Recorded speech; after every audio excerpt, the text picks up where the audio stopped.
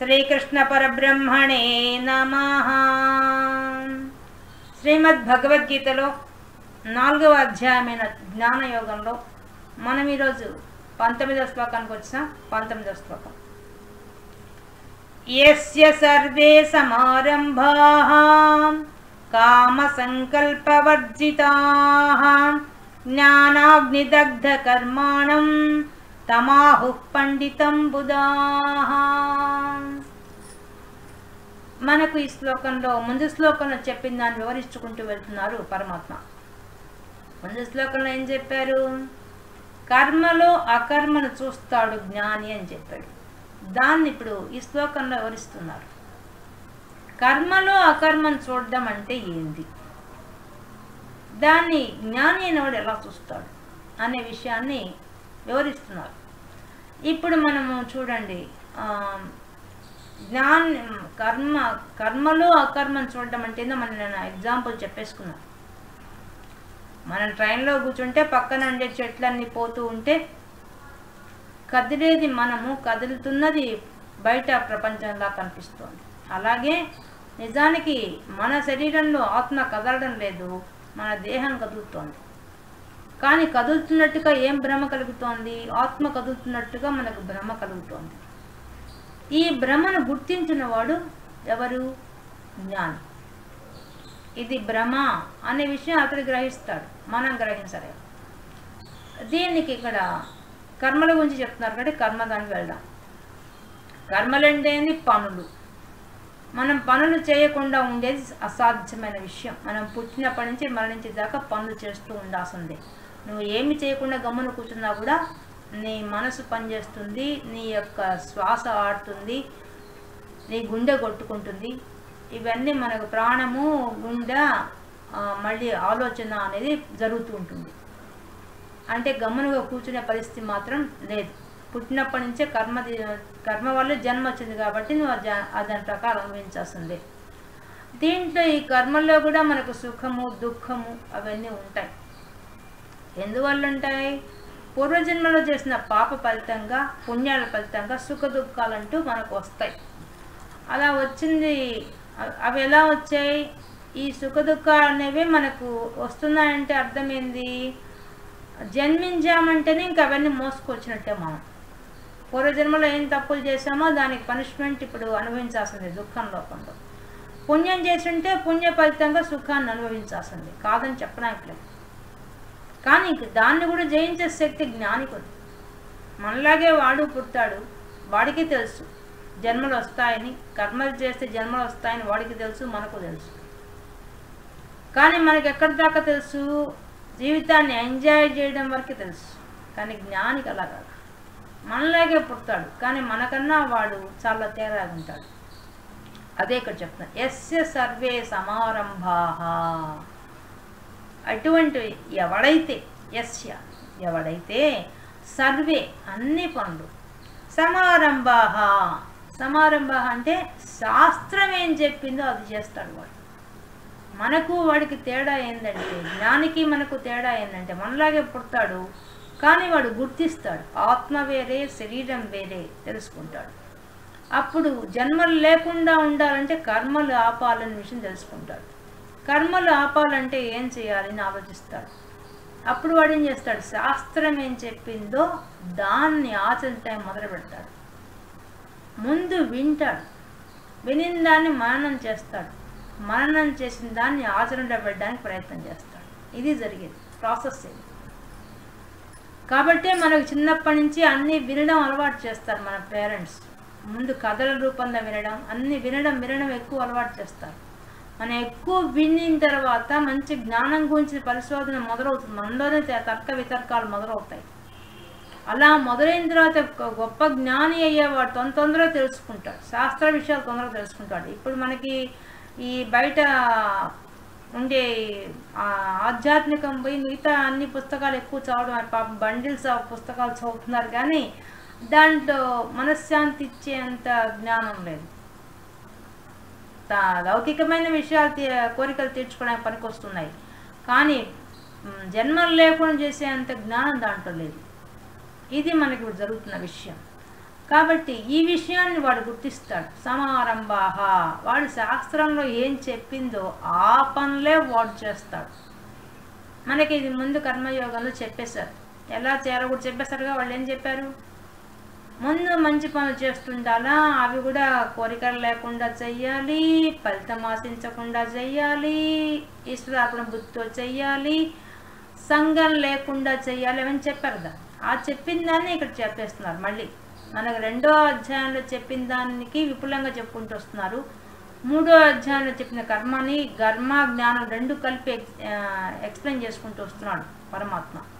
ఇది జ్ఞానయోగంలోనే కర్మ ఎలా చేస్తే జ్ఞానానికి ఎక్కుతావనే విషయాన్ని నేర్పిస్తూ వస్తున్నారు. ఒక్కొక్క పాయింట్ చెప్తున్నారు.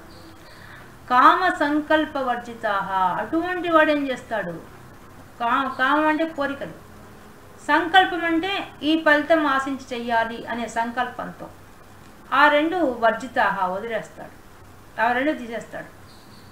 అంటే మెల్లమెల్లగా అలవాటు చేస్తాడు. మన కోరికలు లేకుండా ఎవరు ఉండరు, కానీ మంచి కోరికలుగా వాడు తీసుకుంటాడు. వాడికి మనకు తేడా. మనం ఏ కోరిక మన మనసు చెప్తే ఆ కోరిక వెంట కలిగిస్తాం. ఇప్పుడు ఒక చీర, మాకు ఎగ్జాంపుల్, ఒక చీర చూస్తాం అనుకోండి, ఆ చీర కావాలనుకుంటే మనసులో పడితే అది కొనేదాకా నిద్రపో. జ్ఞాని అయిన వాళ్ళు ఏం చేస్తారు, చీర కావాలనుకుంటారు, కానీ అది అవసరమా, ఈ శరీరానికి ఏమంతవరకు అవసరం అనే దానికే ప్రిఫరెన్స్ ఇస్తారు. అంతే తప్ప దానికోసం పరిగెత్తారు. అది లేకపోతే జీవించలేము అనుకోరు, దాని లేకపోతే కోపం తెచ్చుకోరు, అది కొనిపోతే భర్త మీద కోపం చూపించారు. అది వస్తే వస్తుంది, లేకపోతే లేదు. అంతే, ఆ సంకల్పం లేదు వాళ్ళకి. ఖచ్చితంగా ఇది రావాలి అనే సంకల్పం ఏమి ఉండదు. మా జీవితంలోకి రావాలని వాళ్ళు ఏం కోరుకోరు. వస్తే అనుభవిస్తారు, లేకపోతే వదిలేస్తారు. అంతే, అంటే ముట్టినట్టుగా ఉంటారు దాని విషయంలో. కామ సంకల్ప వర్జిత వదిలేస్తారు. ఇంకా జ్ఞానాగ్ని దగ్ధ కర్మాణం, వాడు జ్ఞానం రావడం వల్ల ఏమవుతుంది, కర్మలన్నీ కాలిపోతాయి. దగ్ధం అంటే కాలిపోతాయి. కర్మలు కాలిపోతున్నాయంటే అర్థమైంది, కర్మలు చేయడనా, చేస్తాడు. వాడు చేసే పని కూడా లోక శ్రేయస్సు కోసమే చేస్తాడు. మనకి ఇంతకుముందు చెప్పేట విషయం 2వ అధ్యాయంలో చెప్పేశారు. లోకం కోసంగా, శ్రేయస్సు కోసంగా, లోక కళ్యాణం కోసంగా ఏ ఉపకార బుద్ధితో పనులు చేస్తూ ఉంటారో వాళ్ళ పనులన్నీ కూడా ఏమవుతాయి, వాడి జ్ఞానంతో చేస్తాడు చేసే పనులు కూడా. అవి చేయడం వల్ల ఏమైపోతుంది, వాడికి జన్మలు తగ్గిపోతాయి. దానివల్ల కర్మలు కాలిపోతాయి. కర్మలు తగ్గే కొద్ది జన్మలు తగ్గిపోతాయి కదా. దానివల్ల జ్ఞానం పెంచుకుంటాడు. దానికి జ్ఞానం సంపాదించుకుంటాడు. వాడు సంపాదించుకొని ఎదిగి ఎదిగి ఎదిగి కోరికలు లేకుండా చేసుకుంటాడు, సంకల్పాలు లేకుండా చేసుకుంటాడు. ఆ జ్ఞానం ద్వారా వాడు కర్మలను కూడా తగ్గి చేసుకుంటాడు. కర్మలు చేస్తాడు, చేసినా కూడా అవి నామమాత్రంగా చేస్తాడు. అంటే సంఘం ఉండదు, అటాచ్మెంట్ ఉండదు. అలా చేస్తాడు కాబట్టి వాడి కర్మలు కాల్చడానికి అవకాశం ఉంది. అంటే ఇంకో జన్మ లేకుండా చేసుకుంటాడు. తమాహు పండితం బుధాహ, అటువంటి వాడినే పండితుడు అంటారు. తమ్ ఆహుహు అంటే అంటారు, ఆహుహు అంటారు. ఎవరంటారు, గొప్ప గొప్ప జ్ఞానులంతా కూడా వీడు పండితుడు రా అని వాడిని మెచ్చుకుంటారు. ఎప్పుడు మెచ్చుకుంటాడు, వాడు ఆ విధంగా ప్రవర్తించినప్పుడు. ఇప్పుడు జీవితం చూసుకోండి, మనం పుట్టిన నుంచి మన పుట్టుక వచ్చిందంటేనే మనం పూర్వజన్మ కర్మలు బట్టి వచ్చాం కదా. ఈ కర్మలు ఎట్లా ఉన్నాయి ఏంది అనేది పూర్వజన్మ ప్రకారంగా మనకు జన్మ ఇవ్వబడుతుంది. ఆ తీసుకొచ్చినవన్నీ కూడా మన యొక్క కారణ శరీరంలో, మన చిత్తంలో ఉంటాయి, కూర్చొని ఉంటాయి. ఆ వాసనలన్నీ కూర్చొని ఉంటాయి. దాని ప్రకారమే నీ జీవితం జరుగుతూ ఉంటుంది. కానీ జీవితం జరుగుతూ ఉన్నా కూడా జ్ఞాని అయిన వాడు జ్ఞానం పెంచుకునే కొద్దీ, జ్ఞాన విషయం తెలుసుకునే కొద్దీ వాడి ఎన్నో వినొచ్చు, కానీ ప్రాక్టికల్గా ఎవరు పెట్టరు. వింటారు అందరూ. ఇప్పుడు భాగవతం వినేవాళ్ళు, రామాయణం వినే అందరూ వింటారు, కానీ రాముడికి 16 గుణాలని ప్రాక్టీస్ చేసేవాళ్ళు ఎవరు ఉండరు. ఇప్పటికే వింటారు. కృష్ణుడికి గుణాలన్నీ వింటారు, ఎవరు ప్రాక్టికల్గా పెట్టరు. ఎందుకంటే కష్టంతో కూడుకున్నది. వాళ్ళు సత్యం పలకాలంటే సత్యాన్ని కట్టుబడ్డాడు రాముడు. ఆ విధంగా సత్యమే పలకాలను కూర్చున్నప్పుడు మన జీవితం జరగడం కష్టం. అందువల్ల మనం జీవితానికి ప్రిఫరెన్స్ ఇస్తాం కదా. అలాంటప్పుడు అది మనలాంటి వాడు జ్ఞానం కూడా ఉంటాడు. వాడు సత్యమే కోసమే ఇది అల్లాడతాడు. వాడు ఎలా చేస్తాడు, వాడు మౌనానికి ఎక్కువ ప్రిఫరెన్స్ ఇచ్చేస్తాడు. మౌనం ఎప్పుడైతే ఆశ్రయిస్తాడో అప్పుడు వాడికి ఆటోమేటిక్గా అబద్ధం చెప్పాల్సిన అవసరం రాదు. చాలా వరకు ఎంత క్లుప్తంగా మాట్లాడతాడు, ఏది అవసరమో అదే మాట్లాడతాడు, మిగతా ఏం మాట్లాడు, అనవసరమైన మాటలే మాట్లాడు. దానివల్ల ఏమైపోతుంది, వాడు అనుకున్న ఏం సాధిస్తాడు. ఇంకంతే కాదు, మనకి జన్మకు కారణం ముఖ్యమైన విషయం, మన జన్మ ఎత్తినప్పటి నుంచి మనకు రుణం ఉంటుంది. రుణం ఉంటేనే మనకు భార్య, భర్త, పిల్లలు, కుటుంబం, సంసారం, దాంట్లో మళ్ళీ ఇళ్ళు, వాకిళ్ళు, పశువులు అన్నీ మన జీవితంలోకి వస్తాయి. మన జీవితంలోకి ఏది ఎంటర్ అయినా అదంతా మనకు రుణగ్రస్తులే, రుణం ఉందని అర్థం. ఎవరు వచ్చినా కూడా మన జీవితంలోకి వాళ్ళంతా రుణగ్రస్తులైతే ఉంటారు. చూడండి, కొంతమంది రుణం అయిపోయి వెళ్ళిపోతుంటారు. గొప్ప గొప్ప ఫ్రెండ్స్ మన జీవితంలోకి వస్తారు. మన చిన్నప్పుడు పుట్టినప్పుడు ఉండే ఫ్రెండ్స్ తర్వాత ఉంటారు, మళ్ళీ కనిపించరు వాళ్ళు. ఎప్పుడో పెద్ద ఇంత కనిపిస్తే అది కూడా కనిపించిన వాళ్ళే ఎక్కువ ఉంటారు. అంటే వాళ్ళ రుణం అక్కడ తీరిపోయింది. అలాగే కొన్ని నీళ్ళల్లో బాడీ నీళ్ళలో చేరుతాం. ఆ నీళ్ళు నిద్ర తీరంగానే ఆ ఇంట్లోంచి బయటకు వెళ్ళిపోవస్తుంది. నువ్వు ఉండలేవు, నువ్వు బలవంతంగా ఉండాలన్నా ఉండలేవు. ఎందుకు ఉండలేవు, అది నీకు ఆ రుణం తీరిపోయింది అంతే. కానీ ఇది జ్ఞాని వెంటనే గుర్తిస్తాడు, అజ్ఞాని మాత్రం దుఃఖిస్తాడు. అయ్యో ఈ ఇల్లు వదిలిపెట్టి పోవాల్సి వస్తుందని వాడు ఏడుస్తాడు. జ్ఞాని వెంటనే కనుక్కుంటాడు, ఇది రుణం తీరిపోయింది, నీళ్లు నిద్ర రుణం తీరిపోయింది అని వాడు హాయిగా ఉంటాడు, వాడేం పట్టుకోడు. ఒక ఎగ్జాంపుల్ తీసుకున్నాం. ఒక ఇద్దరు స్నేహితులు ఉన్నారు, ధర్మయ్య, రామయ్య అనేసి. ఈ ధర్మయ్య, రామయ్య ఇద్దరు ఒకే వయసు వాళ్ళు, ఒకేసారి పెళ్ళిళ్ళు అయినాయి, ఒకే అలవాట్లు ఉన్నాయి, ఇద్దరు మన డియరెస్ట్ ఫ్రెండ్స్.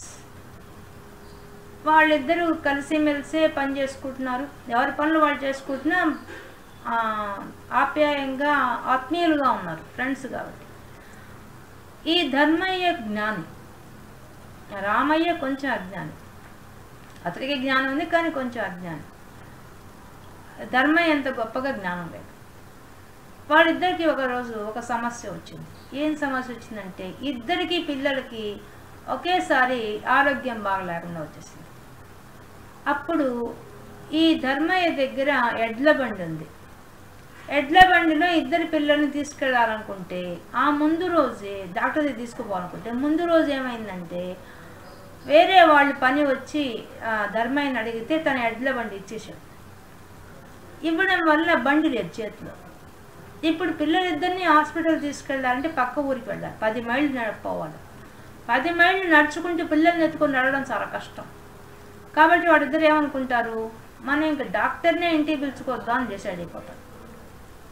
అయిపోయేసి ఇద్దరు బయలుదేరుతారు.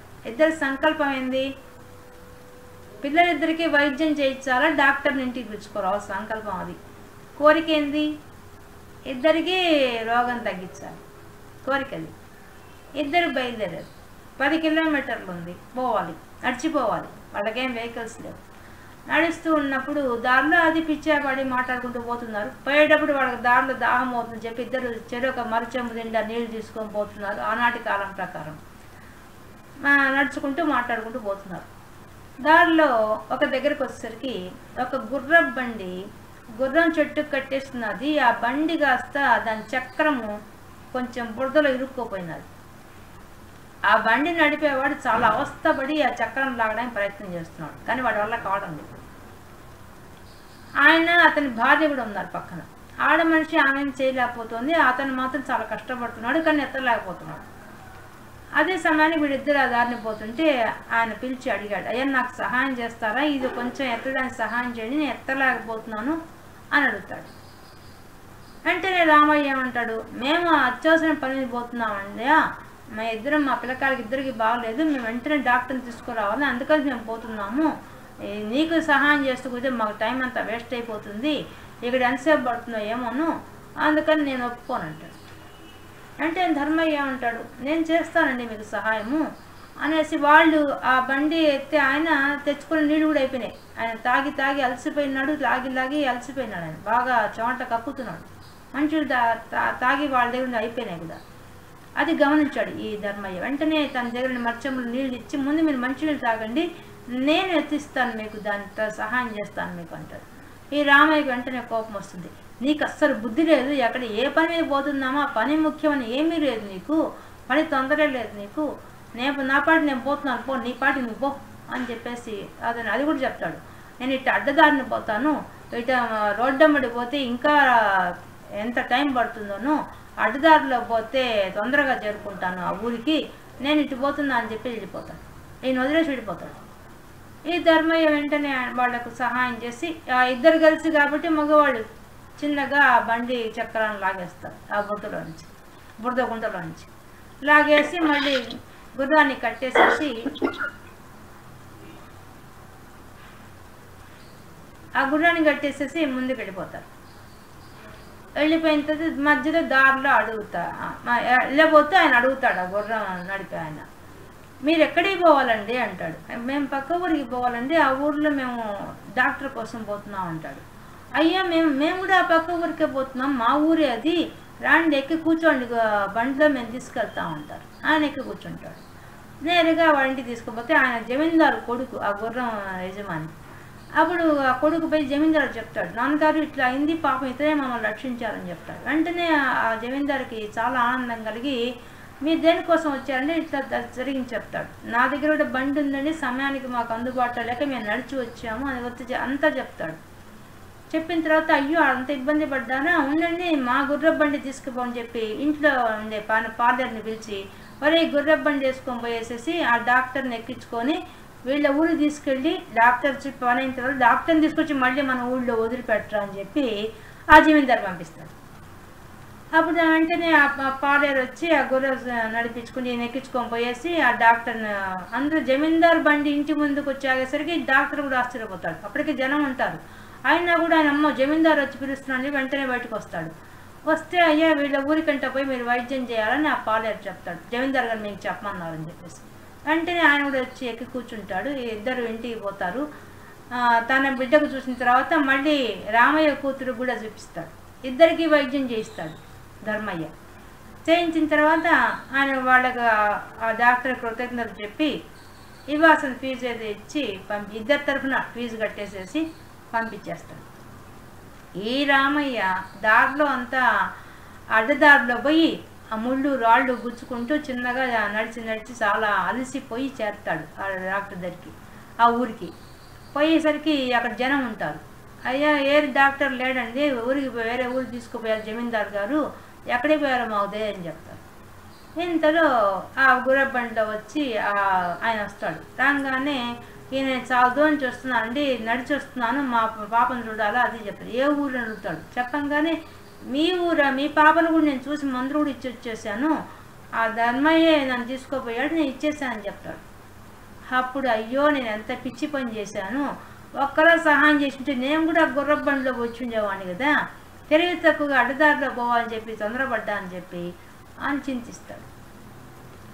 ఇప్పుడు ఆయన చేసిన పనిలో చూడండి ధర్మంగా ఆలోచించాడు. ఇతరులకు సహాయం చేయాలనే బుద్ధి ఉంది కాబట్టి ఆయన కార్యము సరిగిపోయింది, ఆయన సంకల్పం నెరవేరిపోయింది, ఆ ఎదుటివాడి సంకల్పం నెరవేరిపోయింది, అందరికీ సహాయం చేశాడు. ఒక్క సహాయం చేయాలనే బుద్ధి వల్ల అతను బాగుపడ్డాడు, వీళ్ళు బాగుపడ్డారు. అలా ఉంటాడు జ్ఞాని. జ్ఞాని యొక్క ఒకే సిచ్యువేషన్ ఒకసారి వస్తే వాళ్ళలో మార్పు వస్తుంది. అలాగే ఆ ధర్మయ్య రామయ్య అనేవాళ్ళు చిన్న కుక్క పిల్లని తెచ్చిపెట్టుకుంటారు, పెంచుకుంటుంటారు. అవి బాగా పెద్దవయ్యి సింహాల్లాగా తయారవుతాయి ఆ రెండు. కానీ కుక్క యొక్క జీవితం ఎంతకాలం? 20 ఏళ్ళు మించి బతకోవాలి. 20 ఏళ్ళు కాగానే రెండు కుక్కలు ఒకేసారి చచ్చిపోయాయి. చచ్చిపోగానే ఈ ధర్మయ్య ఏమో రుణం తీరిపోయింది అని ఆయన ఏం పెద్ద బాధపడలేదు. కానీ రామయ్య మాత్రం దాంతో అనుబంధం పెంచుకొని దుఃఖంలో పడి ఒక 4 రోజులు మంచం పట్టాడు. ఇది జ్ఞానికి అజ్ఞానికి తేడా. అంటే రుణం తీరిపోయిందని తొందరగా రికవర్ అయ్యి ఆనందాన్ని వదులుకోడు జ్ఞాని అనేవాడు. అజ్ఞాని అయినవాడు ఎప్పుడు మాత్రం దుఃఖానికి బానిసైపోతాడు. అది కోరికల వల్ల, దాన్ని వదిలిపెట్టి ఉండలేని సంఘం వల్ల అతను దిగులు పడి మంచం ఎక్కాడు. ఈ విధంగా మనం ఎన్నో ఎగ్జాంపుల్స్ మన జీవితంలో చూసుకుంటే ఓయమ్మ ఎన్నో ఉంటాయి. ఊరికే మీకు శాంపిల్కి నేను చూపించాను. కాబట్టి కామ సంకల్ప వివర్జిత, జ్ఞాని అయిన వాడు ఈ రెండింటిని వదిలేస్తాడు. అంతేగాక వాడికి ఏమైపోతుంది, వాడు చేసే పనులలో, వాడు నిత్యం చేసే కృత్యాల్లో కూడా ఏం చూస్తాడు? శాస్త్రం ప్రకారంగా స్వధర్మం గురించి ఆలోచిస్తాడు. ఆ స్వధర్మాన్ని కూడా ఎలా తన వర్ణాశ్రమ ధర్మం, ఏ వర్ణంలో పుట్టాడో ఆ వర్ణంలో ఉండే ఆ స్వధర్మం ఏందో ఆ ధర్మం కూడా సత్కర్మ ఏంది, ఆ సత్కర్మలో కూడా నిష్కామం ఏముంది, నిష్కామంలో కూడా ఫలితం ఆశించకుండా ఎలా చేయాలి, ఆ ఫలితం ఆశించకుండా చేసేదాన్ని సంఘం లేకుండా ఎలా ఉండాలి, దాన్ని ఈశ్వరార్పణ బుద్ధితో ఎలా చేయాలి, ఇలాంటివన్నీ ఆలోచిస్తాడు జ్ఞానైన వాడు. అది దానివల్ల జ్ఞానాగ్ని దగ్ధ కర్మాణి అంటే అది అర్థం. వాడు ఆ విధంగా జీవిస్తాడు. కానీ ఇది ఇలా జీవించడమే చాలా కష్టమైంది. కత్తిమి స్వామి అండి ముందే చెప్పేశాడు ఆయన కూడా. గొప్ప గొప్ప వాళ్ళు కూడా చేయడం కష్టం ముందు చెప్పాడు సరిగ్గా ఆ విషయాన్ని. మళ్ళీ ఇప్పుడు మనకి ఈ విషయం చెప్తున్నారు, అదే వివరిస్తున్నారు. కర్మలో అకర్మ అంటే అది అర్థం. అంటే వాడు కర్మ చేస్తున్నాడు, కానీ వాడి మనసు అంతా ఎక్కడుంది? మనసు మాత్రం ఆత్మ దగ్గరే ఉంది. ఏ విధంగా ఈ ప్రపంచంలో నివసించాలో దానికి శాస్త్రం ఏం చెప్పిందో దాని ప్రకారంగా వాడు జీవించుకుంటూ పోతాడు. పోతూ పోతూ తాను తరించడం కాకుండా ఇతరులకు కూడా వాడికి తెలిసిందంతా సహాయం చేస్తాడు. అంతే, వాడు చేయకుండా ఓడు. జ్ఞాని అయినవాడు మాత్రం తనకు సాధ్యమైనంత వరకు ఎదుటి వాడికి సహాయం చేసుకుంటూనే పోతాడు. ఇంకా మిగతా అవన్నీ పడుచుకోడు. వాడి గొప్పతనం అది. దానివల్ల ఏమవుతుంది? వాడి కర్మలు తగ్గిపోతాయి. వాడి జన్మ వాడు మనలాగా ఎత్తినా వాడి జన్మల్లో ఉండే కర్మలన్నీ కూడా తగ్గించబడుతూ ఉంటాయి. తర్వాత కాలిపోతాయి, ఇంకా కర్మలు లేకుండా అయిపోతాయి. ఆ స్థితికి వాడు వెళ్ళిపోతాడు. ఎందువల్ల కాలడం అంటే ఎందుకు చెప్తున్నారు? ఆ విధంగా కాలడం ఎందుకు చెప్తున్నారు? ఎందుకంటే మనం పుట్టేటప్పుడే మనలోనే, మన చిత్తంలోనే మనం ఏవే కర్మలు చేయాలనేది మనకు ఒక చిత్తంలో కూర్చో ఉంటాయి, వాసన రూపంలో కూర్చో ఉంటాయి. దాని ప్రకారం మనం ప్రవర్తిస్తుంటాం. మనం ఎన్ని చెప్పేది దాని ప్రకారం ప్రవర్తిస్తుంటాం మనం.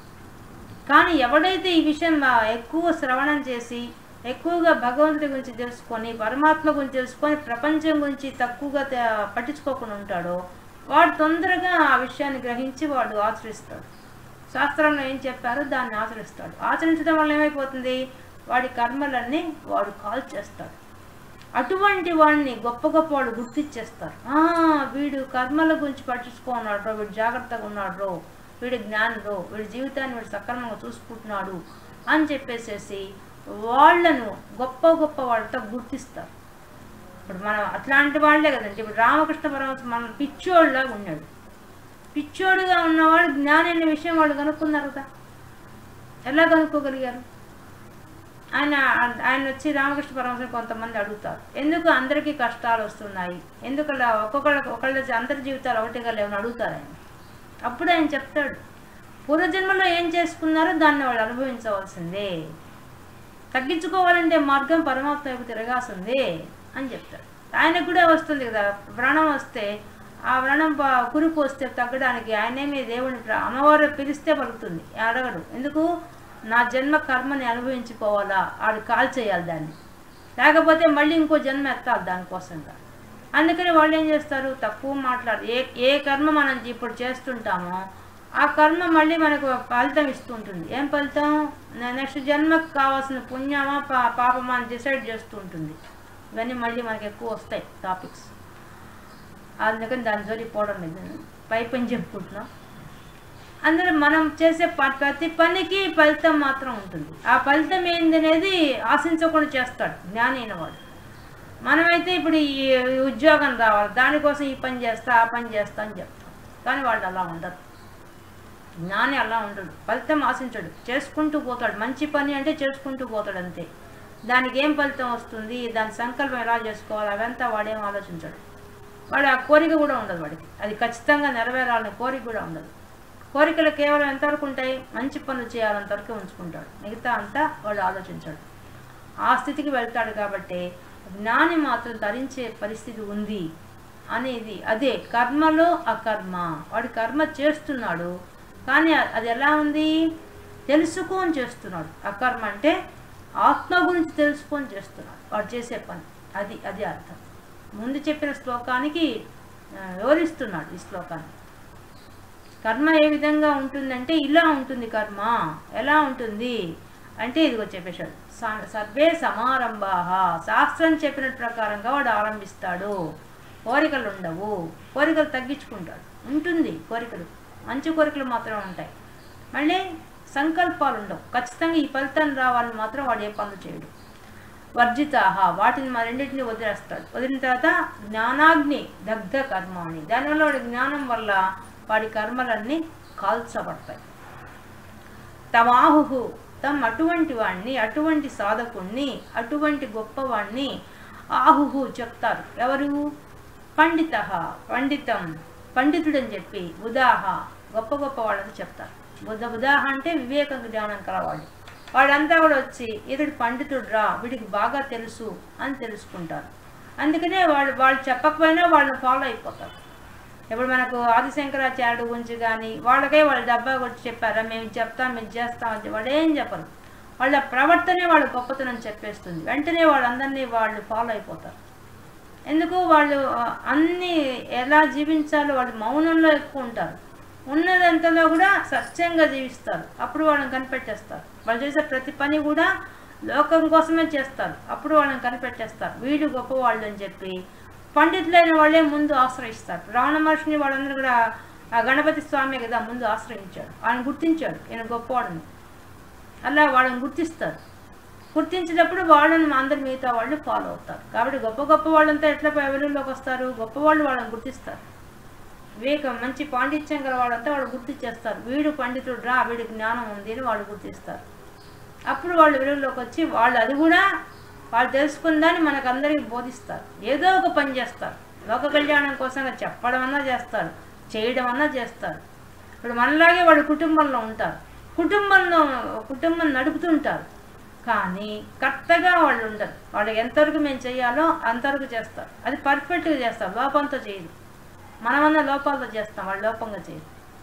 మనసులో కూడా తిట్టుకోరు వాళ్ళు, ఎవ్వరిని తిట్టరు. రాగద్వేషాలు ఉండవు, మెయిన్ ముఖ్యం అది. కోరిక సంకల్పం ఉందంటే రాగము ద్వేషం ఉంటాయి ఖచ్చితంగా. ఇప్పుడు మనం ఈ పని మన ఈరోజు ఈ పని చేసి సాధించాలనుకున్నాం అనుకోండి, ఎక్కడి దాకా చిన్న పిల్లకాయలు చూడండి, వాళ్ళు క్యారమ్ బోర్డు ఆడమనండి, వాళ్ళు ఆడుతూ ఉంటారు. వాళ్ళు ఓడిపోయిన తట్టుకోలేరు, ఏడుస్తారు. చిన్న పిల్లకాయలు వాళ్ళ వయసు ఎంతది? అది దానికేం పెద్ద దానివల్ల వచ్చే కిరీటం ఏం లేదు. కానీ వాళ్ళు అల్లాడిపోతారు ఫెయిల్ అది ఓడిపోతే. అంటే ఒక సంకల్పం కూర్చున్నప్పుడు ఆ సంకల్పం యొక్క ఫలితం రీచ్ కాకపోతే వాళ్ళు ఏడుస్తారు. ఇప్పుడు ఇంకా ఘోరం, మంచి మంచి మార్కులే వస్తాయి, 80%, 90% తెచ్చుకుంటారు. ఇంకా తక్కువ తెచ్చుకుని ఏడుస్తున్నారు ఇప్పుడు పిల్లకాయలు. అదొక టెన్షన్ అయిపోయింది. ఎందుకు టెన్షన్ వస్తుంది వాళ్ళకి? వాళ్ళు అంతకన్నా గొప్పగా మార్కులు రావాలని కోరుకున్నారు కాబట్టి, కోరిక పెద్ద భయంకరంగా ఉంది కాబట్టి వాళ్ళ సంకల్పం ఇంకా ఎక్కువగా ఉంది, అందువల్ల ఏడుస్తున్నారు. లేదా ఏడవలసిన అవసరం లేదు. ఎద్దరికి రేపు పొద్దున ఉద్యోగాన్ని దేనికి పనికిరావు ఆ సర్టిఫికేట్స్ కానీ ఆ మార్కులు కానీ, ఎవ్వరు చూడరు ఆ మార్కులు. కానీ వాళ్ళకేమో అంత తక్కువ వచ్చాయని ఏడుస్తారు విచిత్రంగా. మనకి బెస్ట్ ఎగ్జాంపుల్స్ ఇప్పుడు పిల్లకాయలు మనం చూస్తే మనకు ఆశ్చర్యం వేస్తుంది. ఒకప్పుడు మన దేశానికి విదేశస్తులు మొట్టమొదట్లో వచ్చినప్పుడు బ్రిటిష్ వాళ్ళు ఆశ్చర్యపోయారట. తిండికి లేని వాడు కూడా ఆనందంగా ఉన్నారట. ఎలా ఉన్నారు వీళ్ళంతా ఆనందంగా అంటే ఈ కర్మ సిద్ధాంతం వల్ల. వాళ్ళని పలకరిస్తే మా కర్మ ఇంతేనండి, మేము పోయిన జన్మలో ఏం పాపం చేస్తామో ఇది అనుభవిస్తున్నామని చెప్పారట. అప్పట్లో అంత సంస్కృతి ఉంది, అంత జ్ఞానం ఉంది మనుషులకి. అందుకని వాళ్ళు ఆ జవాబు చెప్పారట. మన దేశంలో వాళ్ళంతా ఎలా ఉన్నారంటే, అందుకని మనుషులు ప్రతి కర్మరా నాయన అనుకుంటూ పోతుంటాం మనం ఏ పని చేసినా. అలా అంత జ్ఞానం అప్పటి వాళ్ళకు ఉంది కాబట్టి వాళ్ళు ఏం చేశారు, వాళ్ళు వచ్చేసరికి బ్రిటిష్ వాళ్ళు వచ్చేసరికి చూసి ఆశ్చర్యపోయారట. లేనివాడు సంతోషంగా ఉన్నట, ఉన్నవాడు సంతోషంగా ఉన్నట, మధ్యస్థంగా ఉన్నవాడు సంతోషంగా ఉన్నట. వీళ్ళకి ఎక్కడి నుంచి వస్తుంది ఇంత ఆనందం? మేము ఉండడం లేదే, మేము ఫెయిల్ అయితే తట్టుకోలేకపోతున్నాము ఒక దాన్ని. వాడికి పంటలు పండకపోయినా రైతు ఏడడం లేదట. ఎందుకు ఏడనండి? నా కర్మ ఇంతేనండి, నాకు అలాగే రాస్తున్నది, నేను ఏ పాపం చేశానని చెప్పాడు వాడు. అంటే మనకంత జ్ఞానం మన జీవన గమనంలో భారతదేశంలో అంత ఇదిగా ఉండిపోయింది. కానీ మధ్యలో వచ్చిన విదేశస్తుల యొక్క దాడుల వల్ల మన జ్ఞానం వెనక్కి వెళ్ళిపోయింది. ఈ జ్ఞానం మనకు భగవద్గీత చదివి తెలుసుకోవాల్సిన అవసరం లేకుండా ఉండింది. అప్పుడు ప్రతి ఇంట్లో ఉండింది ఆ జ్ఞానం, ప్రతి ఒక్కడికి తెలుసు అనమాట. ఏం చదువుకోని వాడికి కూడా తెలుసు, ఇది జీవితం ఇట్టే ఉంటుంది, దీన్ని ఇలాగే తీసుకోవాలా, రిసీవ్ చేసుకోవాలా, టెన్షన్ పడకూడదు, ఆందోళన పడకూడదు అని అప్పుడు వాడికి కూడా తెలుసు. కానీ మనకు తెలియదు. ఎందుకు తెలియడం లేదు? మనం ఆ విధంగా ఆ మధ్యలో పోగొట్టుకున్నాం ఈ జ్ఞానాన్ని. ఇప్పుడు మనం భగవద్గీత చదివితే కానీ తెలుసుకోవాలని పరిస్థితికి వచ్చాం. మన ఏదో ప్రతి పిల్లకి కూడా టెన్షన్స్ చేస్తాయి, వాళ్ళకి చెప్పాల్సి వస్తుంది. ముందు భగవద్గీత విషయం వాళ్ళకే అవసరం అవుతుంది. దానికి కర్మ సిద్ధాంతం తెలిసిన తర్వాత ఎవరు ఆడడు. ఎందుకంటే ఓహో కర్మ అంటే ఇదే, రుణగ్రస్తులు ఉంటారు, రుణం తీర్తే అన్నీ పోతాయి అని ఒక నిర్ణయానికి వచ్చేస్తారు. వచ్చిన తర్వాత ఇంక ప్రశాంతంగా జీవిస్తారు. అటాచ్మెంట్ పెట్టుకోరు, దేని మీద అటాచ్మెంట్ ఉండదు. పూర్వం రోజుల్లో కూడా మనకన్నా కష్టాలు పడ్డ వాళ్ళే ఎక్కువ, కానీ వాళ్ళు ఎంతో గొప్పగా ఉన్నారు, జీవితాన్ని ఆనందంగా తీసుకున్నారు. కానీ మనం చిన్న సమస్యకు కూడా మనం బెంబేలెత్తిపోతాం. వాళ్ళకి మనకు తేడాది, ఆ జ్ఞానంలో ఉండే వాళ్ళకి మనకు తేడాది. భారతదేశంలో అంత జ్ఞానం అంతా పోవడం వల్ల మనం ఇలా చెప్పుకోవస్తుంది. అదే ఇప్పుడు చెప్తున్నారు. కాబట్టి మనకి జ్ఞానం ఎందువల్ల ఉంది? ఈ జన్మలు ఉన్నాయి కాబట్టి మనం తెలుసుకున్నాం. మన ముందే ఎంతోమంది గొప్పవాళ్ళు జన్మలు లేకుండా పోయిన వాళ్ళు మనం చూసాం. కాబట్టి ఇప్పుడు ఎంతోమంది వేల మంది చూశారు రమణ మహర్షి ఒక దీపం రూపంలో పైకి పోవడం. రామకృష్ణ పరమహంస ప్రత్యక్షంగా చూశారు. ఆయనతో సంబంధం పెట్టుకున్న వాళ్ళు, ఆయనతో ఆ కాలంలో ఉన్న వాళ్ళంతా కూడా ఇప్పటికి వాళ్ళ ఆయన చెప్పిన విషయాన్ని రాసేశారు, మనకు అందించేశారు ఆ జ్ఞానం అంతా. ఆయన ప్రశ్నలు వేసి రాసిన వాళ్ళు అప్పటి వాళ్ళంతా కనుక్కొని చెప్తున్నారు. ఒక ఆయన దేవుడికి లేడు అని వాదిస్తున్నట. ఆయనతో ఎవరో చెప్పారట, ఒక్కసారి రామకృష్ణ పరమహంసతో మాట్లాడండి. ఏమాయన అంత గొప్పవాడా అనుకుంటూ పోయినట్టు. ఆయన పోయి అడిగాట, దేవుడు ఉన్నాడా అని. ఉన్నాడు అన్నట. ఎక్కడున్నాడు అన్నట. నువ్వెంత కష్టంగా ఉన్నావో దేవుడు అంత కష్టంగా ఉన్నాడు, నిన్నెట్ట చూస్తున్నావు, నేను దేవుడిని అట్టే చూస్తున్నావు అని చెప్తాడు. మరి నాకు కనిపించడం ఇదే అంటాడు. అంటే ఊరికే వచ్చి ఆయన ఒక వేలుతో ఆయన హృదయం మీద చేయి పెడతాడు, అంతే. ఆయనకి చుట్టూ దేవుడు తప్ప ఇంకేం కనిపించకుండా పోతుంది. అంటే ఉండే మొత్తం ఆత్మే, ఆత్మస్వరూపమే విశ్వం అంతా వ్యాపించున్నది. మనం చూసాం కదా, దక్షిణామూర్తి స్తోత్రం చదివాం కదా, దాంట్లో అంతా మనం తెలుసుకున్నాం కదా. కాబట్టి ఇక్కడ కూడా మన 2వ అధ్యాయం చెప్పింది అదే కదా, సచ్చిత్ రూపంగా ఉన్నాడు పరమాత్మ, అంతటా వ్యాపించి ఉన్నాడు. కాబట్టి ఆ విధంగా మన వాళ్ళంతా రుజువు చేసి చూపించారు వాళ్ళు. మనం ఆ స్థితికి వెళ్ళాలంటే ఆ జ్ఞానం రావడం కోసంగా ఇప్పుడు మనకు బేసిక్ పాయింట్స్ని చెప్తున్నారు. ప్రతి పాయింట్ చెప్తున్నాడు భగవంతుడు, మనకి చెప్పుకుంటూ వస్తున్నారు అన్నమాట ఈ శ్లోకం ద్వారా. ఇది 19 శ్లోకంలో ఈరోజు మనం భగవద్గీతలో జ్ఞానయోగంలో 4వ అధ్యాయంలో 19వ శ్లోకంలో ఉండే విశేషాంశాలు తెలుసుకున్నాం.